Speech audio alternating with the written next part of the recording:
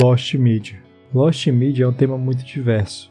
Ao mesmo tempo que temos mídias que se perderam, mas que todos temos a certeza de que de fato existiram, temos aquelas que nunca teremos essa certeza. O que reforça essa dúvida é que as pessoas podem ter falsas lembranças, estarem mentindo ou simplesmente se enganaram de alguma forma e acabam passando informações erradas sobre a existência de alguma coisa. No vídeo de hoje, estarei comentando sobre Lost Medias que de fato nunca existiram. Lost Medias essas que não passam de lendas, que foram criadas e difundidas de forma errônea. Bem, espero que gostem do vídeo. Vamos lá!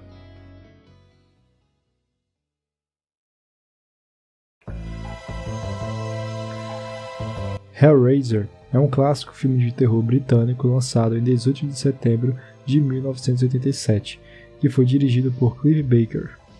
A história gira em torno de uma misteriosa caixa de quebra-cabeça que, ao ser aberta, invoca os Cenobitas, criaturas sádicas de outra dimensão lideradas pelo icônico Pinhead. Quando Frank Cotton, um homem em busca de prazer extremo, é dilacerado pelos Cenobitas, sua cunhada Julia tenta trazê-lo de volta à vida, desencadeando uma sequência de eventos aterrorizantes. O filme é um ótimo terror da época e eu recomendo fortemente que assistam. Mas, a Lost Media em questão seria um jogo do filme que estaria em desenvolvimento para o Super Nintendo na época. O jogo estaria sendo desenvolvido pela Color Dreams, que era conhecida na época por criar jogos não licenciados pela Nintendo de baixa qualidade. Nesse tempo, a Nintendo, que possuía o monopólio de mercado de jogos, fazia o que bem entendia. Ela cobrava uma taxa alta para qualquer empresa que quisesse receber a licença para produzir jogos para o console Super Nintendo. Como a Color Dreams se recusou a pagar essa tal taxa, ela se utilizou de cartuchos modificados para que pudesse lançar seus jogos da mesma maneira. Isso era uma prática comum na época, visto que nem todas as empresas estavam dispostas a pagar. Por isso, optavam por esse cartucho que burlava o chip de bloqueio que era chamado de 10 NES. A ideia para a criação do jogo surgiu depois de que um dos desenvolvedores assistiu o filme e gostou, convencendo os demais a partirem para uma produção de uma adaptação. Com isso, a Color Dreams adquiriu os direitos para criar um videogame baseado no filme, gastando cerca de 35 mil a 50 mil dólares. Porém, havia um problema. Além de não possuírem uma licença, o Super Nintendo não suportaria o motor gráfico do jogo.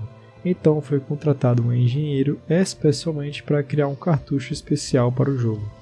O Super Cartucho era um cartucho especial projetado para o Super Nintendo, trazendo um processador extra, chips avançados e mais memória para melhorar os gráficos do jogo. Com essa tecnologia, ele podia modificar as imagens na tela em tempo real, permitindo efeitos visuais inéditos como mudança de cor mais sofisticadas, animações fluidas e melhoria nos personagens e cenários. No entanto, o sistema de troca de cores não funcionava como esperado, pois não era rápido o suficiente para criar o efeito desejado. Outra ideia para rodar o jogo era usar um acessório extra que se conectaria ao Super Nintendo por uma porta especial, mas essa solução tornaria o jogo Hellraiser muito caro, até mais do que o próprio Super Cartucho. Para piorar de vez, os varejistas na época estavam evitando a venda de cartuchos não licenciados pela Nintendo, pelo medo da empresa cessar os negócios com eles. Esse fato, junto com a cara produção do Super Cartucho, levou ao cancelamento de Hellraiser para o Nintendo. Porém, muitos especulavam sobre a existência de versões de produção do game, já que ele havia sido anunciado em revistas de games e em outros artigos. Mas, quando perguntado sobre a possibilidade de um protótipo ou de arquivos do jogo, Dan Lanton, um dos fundadores da Color Dreams, respondeu dizendo que, apesar do cartucho ter sido feito, o jogo não chegou nem a ser programado. Com isso, versões do game nunca existiram, tendo seu desenvolvimento finalizado ainda na fase de planejamento. A Color Dreams, posteriormente, formou um novo selo chamado Bunch Games, por volta dos meios do ano, até finalmente criar a Wisdom Tree, em 1991, um selo focado na criação de jogos de videogame não licenciados com a temática cristã. Segundo o ex-desenvolvedor, a Color Dreams ainda possuía licença para usar a engine de Wolfenstein 3D, que seria utilizada em Hellraiser. Então eles transferiram a licença para Wisdom Tree, provavelmente para criar Super Arca de Noé 3D para o Super Nintendo em 1994, um jogo que talvez vocês conheçam.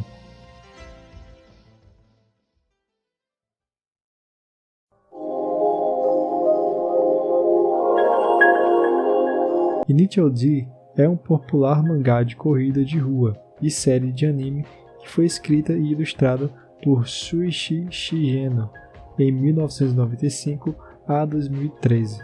A história centra-se em corridas de rua ilegais, onde a maioria da ação está concentrada nas passagens de montanha e raramente em cidades ou áreas urbanas.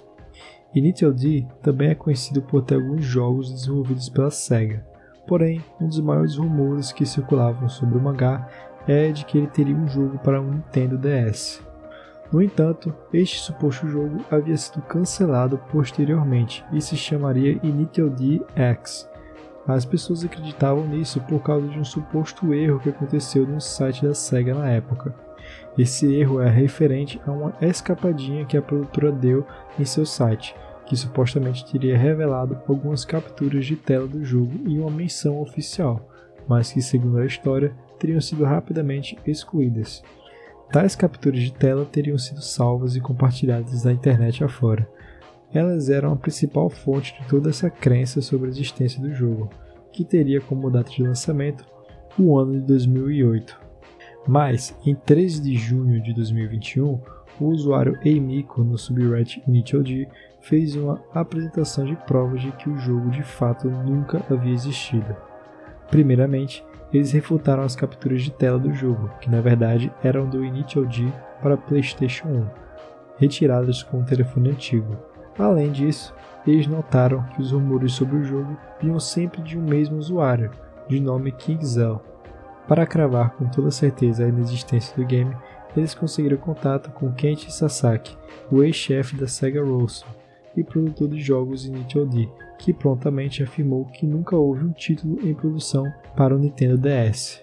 Ou seja, o game nunca existiu, sendo apenas uma farsa criada por alguma pessoa na internet, utilizando-se de imagens de um outro jogo pré-existente e de algumas montagens.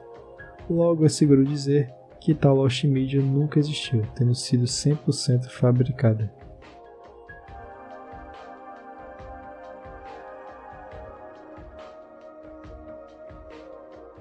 Barbie Treasures in Time Traveler seria uma sequência do jogo Barbie Explorer para o Nintendo GameCube e para o PlayStation 2. Sua desenvolvedora seria a Runecraft e a publicadora seria a Vivendi Games. No jogo Barbie Treasures in Time, a personagem Barbie embarcaria em uma viagem no tempo para encontrar joias especiais. O jogador exploraria 3 mundos principais: o futuro, os tempos antigos e os tempos medievais. Dentro desses mundos, ele encontraria diversos cenários, como lagoas, cidades antigas, naufrágios, cavernas secretas, um castelo medieval, além de locais futuristas como jardins avançados e um parque temático. A discussão sobre esse jogo surgiu quando, no dia 3 de dezembro de 2002, uma conta da Amazon chamada The Roset Myers postou uma revisão de 5 estrelas mostrando o entusiasmo sobre o jogo, ao mesmo tempo em que mostrava dúvidas sobre quando este jogo seria lançado. Em 31 de agosto de 2003, outro usuário da Amazon chamado Valera Gonzalez Account fez uma avaliação sobre o jogo com o mesmo objetivo da anterior, que era procurar ele e não avaliar em si. Valera relatou que foi uma loja chamada Toys R Us atrás do game, mas foi informada que eles já tiveram cópias desse jogo há um longo tempo atrás, mas que no momento não possuíam nenhuma.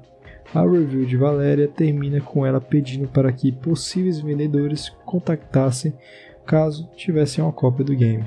As discussões sobre Barbie Treasures in Time Traveler continuaram ao longo dos anos, com novas pistas surgindo em diferentes plataformas. Em 10 de maio de 2019, uma conta no Twitter fez uma enquete que mencionava o jogo, perguntando, abre aspas, somente se você puder provar que é um verdadeiro quiz pop de Mirror Girl Gay, ter Barbie Treasures in Time Traveler para o Nintendo GameCube, fecha aspas. A enquete de tom humorístico oferecia como respostas 2 itens, um sim e um não é um gamer.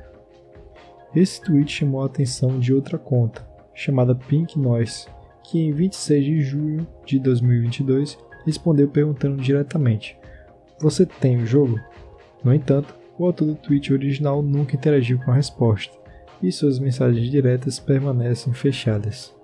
Em 2021, outros 3 usuários iniciaram a busca por mais informações, o que os levou até VKontakte, um site de mídia social russo. Lá, encontraram 2 capturas de tela que supostamente pertenciam ao jogo. Pouco depois, em 2 de abril do mesmo ano, outro usuário do VKontakte compartilhou mais 2 imagens retiradas do site cubeeurope.com, sugerindo que uma versão para o GameCube realmente poderia ter existido.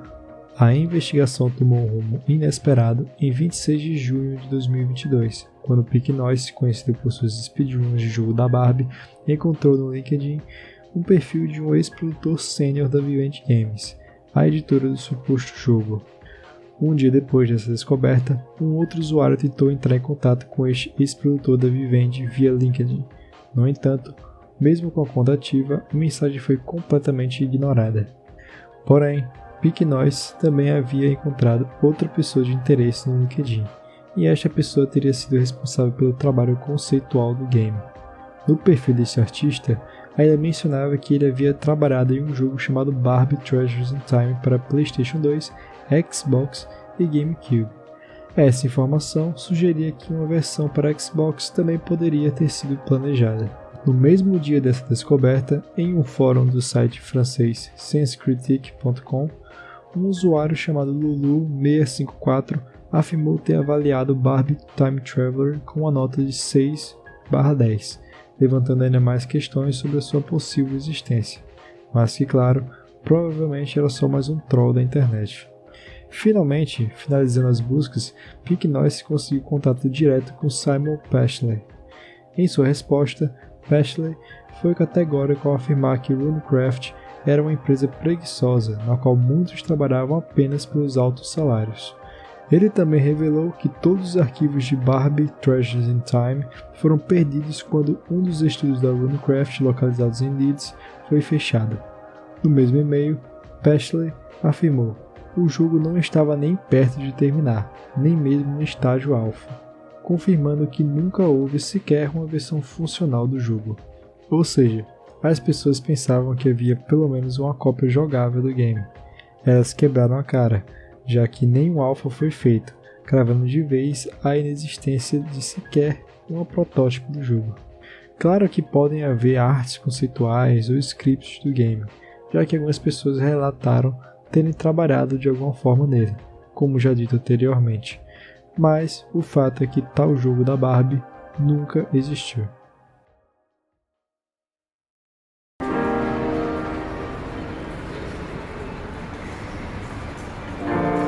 Apenas um Show foi um programa animado que passava na Cartoon Network.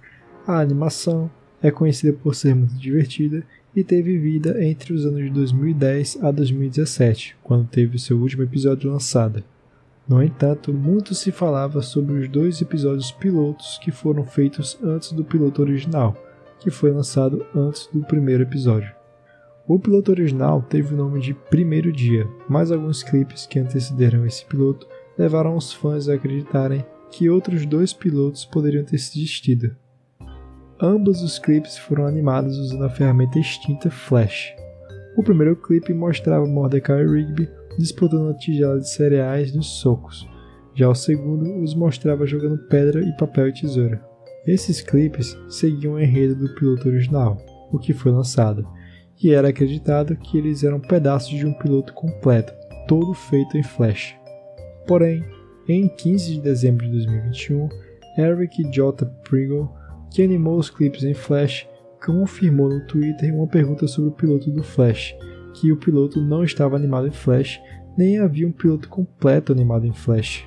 Ele disse ainda que aqueles 2 clipes eram apenas testes do piloto original em Flash, e que aquilo era tudo o que foi feito em Flash.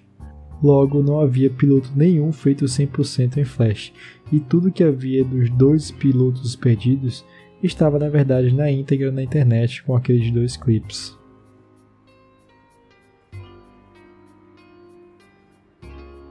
Depois de lançar com sucesso o jogo Super Star Fox em colaboração com a Nintendo para o Super Nintendo, a desenvolvedora britânica de jogos Argonaut Games teve uma ideia de um tipo praticamente novo de jogo, um jogo de plataforma 3D. Supostamente, eles produziram um protótipo de teste de um jogo neste segmento, com o personagem Yoshi. O jogo seria de corrida, mas em plataforma, e se chamaria Yoshi Racing. Porém, ao mostrar o projeto para a Nintendo, o mesmo foi rejeitado, já que a Nintendo não tinha interesse em apostar no novo estilo de jogo com a Argonaut Games, provavelmente pelo tempo de parceria ser muito recente. No entanto, a Nintendo lançou um tempo depois o Super Mario 64, que foi provavelmente um dos jogos em plataformas 3D mais famosos de todos os tempos. Em Mario 64, muitas ideias do protótipo da Argonaut foram supostamente reutilizadas, quebrando a confiança entre as duas empresas, pondo um fim no relacionamento.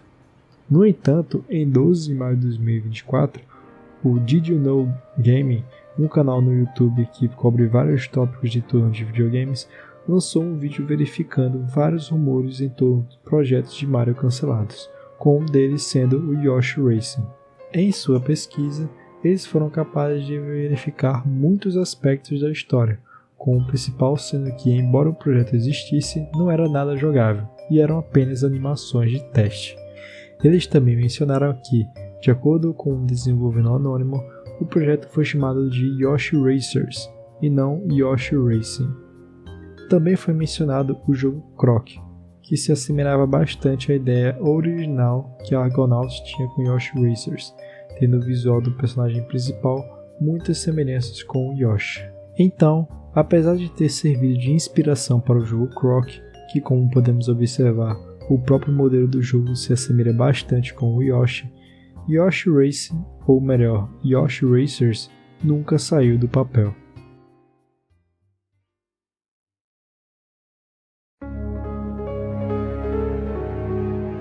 Esse foi o vídeo, pessoal. Se gostou, não se esqueça de dar o like e comentar.